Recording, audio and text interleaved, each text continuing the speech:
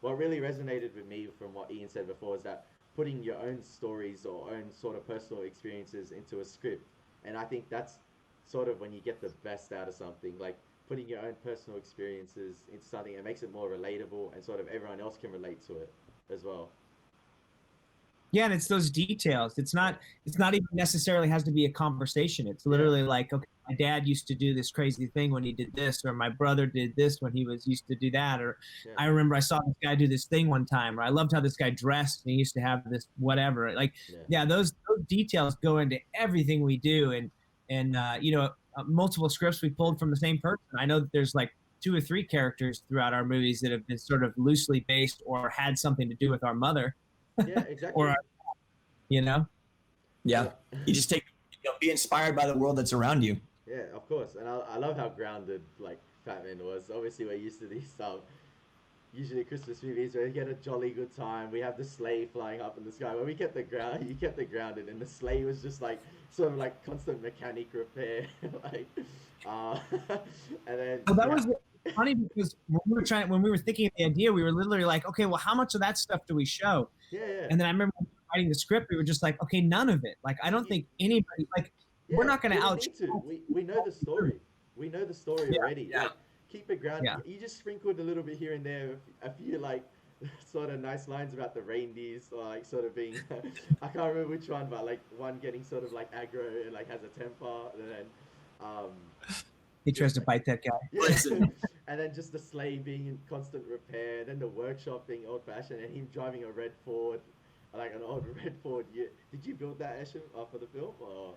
I didn't build that. Josh Garvey and his team over there Ah, in okay. Canada That's the built that first one. one. But for Lost on Purpose, I worked on the cars, but this one we had a team of professionals Okay. working on the cars, which is, He did a great job. He did an amazing job on those movies. yeah, the man worked miracles with a very paltry budget. Yeah. No, I think yeah. Just I want to wrap it up on Fat Man too quickly. Like just quickly. I don't want to discuss it too much because I've said it in my review. The film was a completely fantastic take on the Christmas genre. You guys did a fantastic job. Like, and this is not just because I'm interviewing you. I said in my review that it's an original take on just the Christmas spin where we have these fun Christmas jolly movies, and it's fun to have like an R-rated Christmas movie. Everyone, when you think of R-rated Christmas movies, you think Die Hard, but this is actually like R-rated one with Santa Claus, or sort of like the Fat Man, and like just Mel Gibson, fantastic, like playing this miserable Santa. And then Walton Goggins was the highlight for me. He was just an over-the-top sort of this. And my favorite scene in the film was I think when he had a go at he went full I think Samuel Jackson interrogating the postal service guy.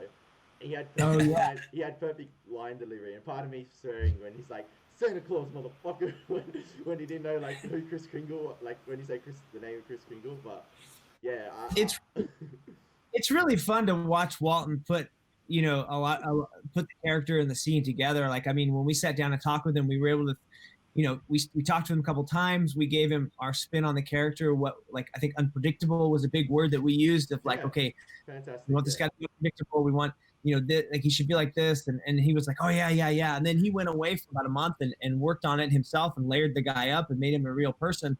And then I remember when we would get to these sets, he would come in, he would spend 10 or 15 minutes just walking around the set, moving things around, trying things out.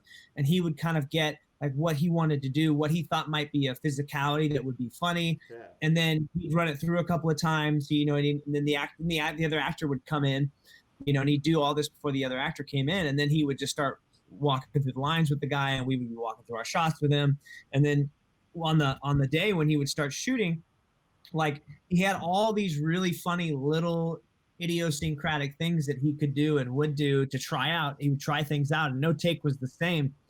And I think I've said this before, but it wasn't when I say he does things differently. It's not like he's riding a bike across the scene in one take and then yeah, he's walking the next. It's literally just like little nuances, or he'll move this, or he'll move this way, or he'll take a different timing and he'll spin this way, or or deliver a line a little bit differently, or wait till he turns to the guy to deliver the line. But every one of them was funny and inventive and had great like buttons, to end the scene or to end a moment. I think that sort of comes with experience as well. Obviously, he's an experienced actor, but as you're saying, well, I think that's great from an actor who's like understanding your environment sort of and understanding Yeah. everything around it and then working with it as well. So getting a grasp of not just going on set, all right, I've got to say these lines, just instead of just focusing on what's on the paper, you focus on what's around you as well and everything on set. So that's what you're going to interact with. Oh, let's add these little nuance here. I'm going to do this little action, sort of just, and then those spontaneous things sometimes bring out the best and like you think it's better than the original cut or something you had. Yeah. Yeah. And Well, look, and Walton's going to challenge the material. He's going to bring a lot of questions. He's going to bring a lot of ideas. And that's what Ian and I are looking for, right? We're Yeah. looking for people that are to come in and transcend what we have on the page, right? We're happy with what we have on the page, but if It's we're working with these collaborators to make that better. it's fine to challenge what you have on script. Like I know some like sometimes like some writers can be like, no, whatever's on the script stays on the script. But sometimes the little improvs can can work obviously or just even if you take that extra few minutes to all right, let's try your cut with this and then see what works out better. Yeah. well, Like I remember even working with on our last film, Small Town Crime, someone like Walton. I mean, someone like Clifton Collins Jr. Whereas, like, we cast him in this role of Mood, who's like this crazy pimp, and he did this. Like, he went and took our dialogue and brought it to a friend of his who used to pimp, and he said, like, would I say it like this or would I say it like yeah, that? And then he came exactly.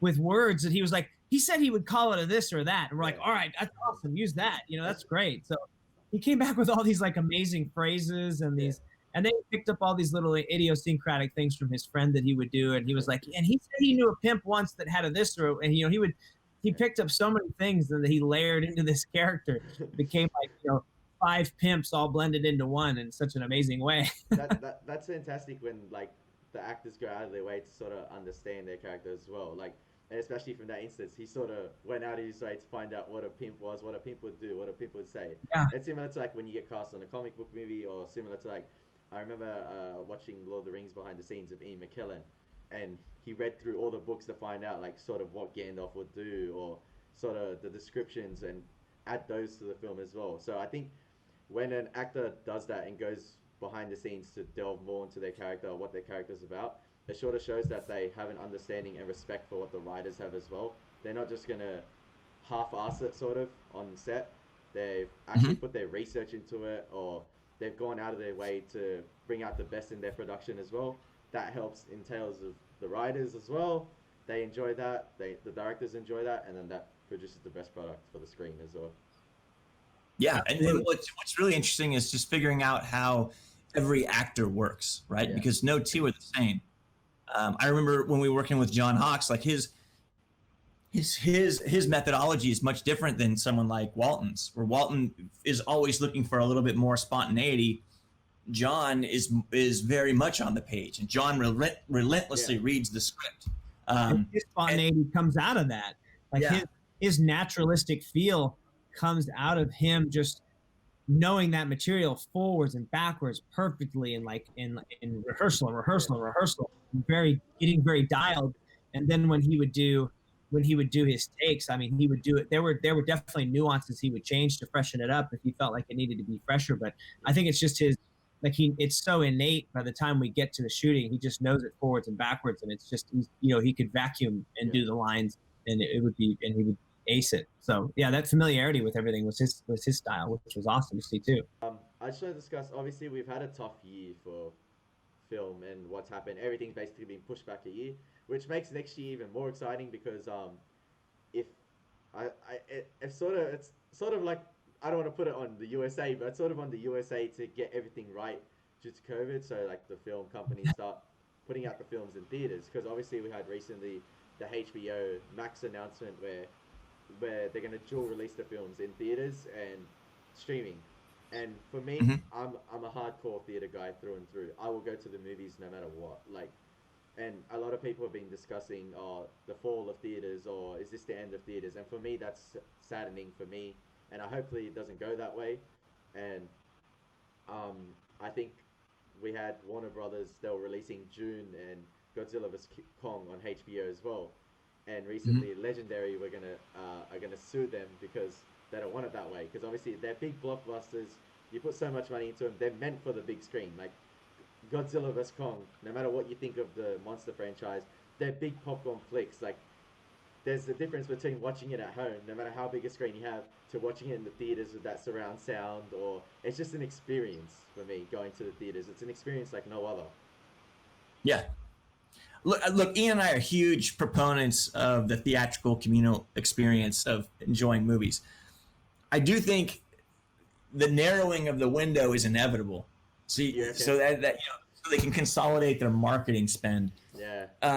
Does it need to be directly on top? Does it need to be simultaneously? I don't know. I don't know that we're the ones to come up with that decision, right? Or the answers to that.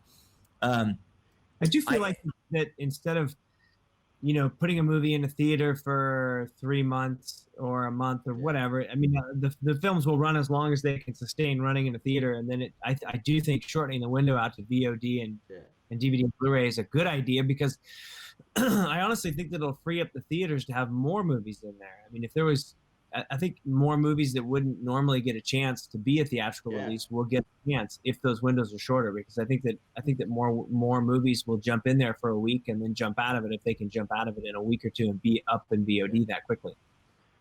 But I also do think that the one thing that this pandemic is creating is a hunger to go out, and enjoy movies in the theater again. I think you're going to see, when we get on the other side of this, a rebound like no other. I do not think this theatrical experience will I think it'll come back stronger. I think it's gonna help out, because like a lot of people were saying, oh, Tenet failed. I don't know, have you guys seen it?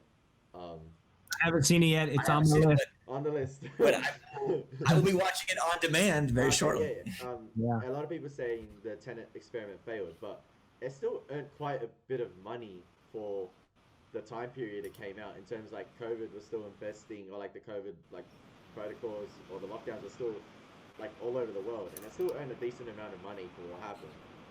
And I think my issue with like sort of the HBO Max sort of rushing to say, oh, we're going to dual release these on home release and theaters, is that they sort of haven't seen how the Wonder Woman experiment is going to work next week, because that comes out next week. So they sort of, I don't know if it was like an impulse decision, but they haven't like even seen whether the Wonder Woman experiment is going to work, like how much that will earn. I'm excited to see that film. I'm going to see it in the theater, of course, but like I don't know what their mindset is, sort of just, all right, we're gonna release all our slate on home and theaters without seeing how Wonder Woman works first. So that's just my opinion on it.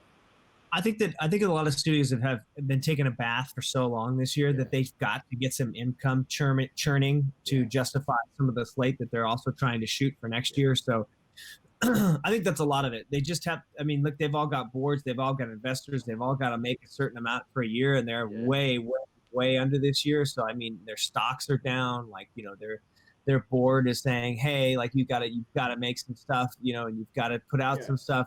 Got to have some money incoming. So they're trying to do whatever they can. And I think that it's kind of a big move now, but I think for them, it's they're seeing what they think is where the market is going. And it probably, I think Ash said this at one point, maybe not on a podcast or something, but that it's only really accelerated what was probably going to happen to a certain extent. I think theaters will still be there, and I think that environment will still be there, and the ability to go watch a movie in a theater will still be there. It's just going to probably be shorter windows, and it's just probably going to be a way for the studios to get their money back faster, because I mean, as soon as it goes out to VOD, digital, whatever, I mean, they're still charging, like Let Him Go came out and was still $20 to rent it for the first 2 weeks it was out on VOD. So I mean, they're making, and it was number one, for a while. So, I mean, they're still making $20 for a rental, which is kind of a theatrical type price. If anything, it's just two more ways of making revenue, like. And look, I think if it doesn't work, they can always revert back to the old structure. Yeah, it's always there. I mean, honestly, I don't think COVID's going away in the next 3 weeks. So I think that they were looking at how do we survive 2021. Yeah, I agree. Yeah, I agree. 100%. Because recently we obviously had the Disney Investors Day meeting, and they announced this like whole bunch of projects across the coming years. I don't know if Yeah. you guys saw that, all the Marvel projects, all the Star Wars projects as well. There's just so much to look forward to as well, like whether they're on streaming or going to film. But I think, in my opinion, they can both coexist. I don't see any issue with that. Like, if you want to watch it at home, feel free. But if you want to go experience the theater, feel free. Either way, it's going to add to the box office revenue of the film, so they're not going to complain. I think Ian nailed it, right? Like their whole pipeline is constipated right now. They got to get some stuff out to shoot, Yeah, they have to. so they can get the new stuff in the gun, and that means great things for all of us. So if they can get the products that they have sitting in the queue right now out, then that means they can hire more people to make new stuff. Is it the more a film stays on the shelf, like it loses money, like it earns interest? So yes, it costs them money to not release it, right? Because they're paying interest on the loan. Oh, okay. What did I read? Like something like one of the big ones that they just relate that they are holding back was costing them like $1.5 million a month. Really? Yeah. Because Some insane amount of money like that. Because you also have a lot of investors in films as well. A lot of production companies, like sometimes like just not American production companies, but you also have foreign production companies. A lot of films go into like Chinese investors, Chinese producers. Yeah. So that also like has an effect on the Think film. about it, man. You got like a $250 million blockbuster. What's the interest on that loan? Yeah. Exactly. It's just sitting there and it's accruing, so they got to get that money and got to get it paid back.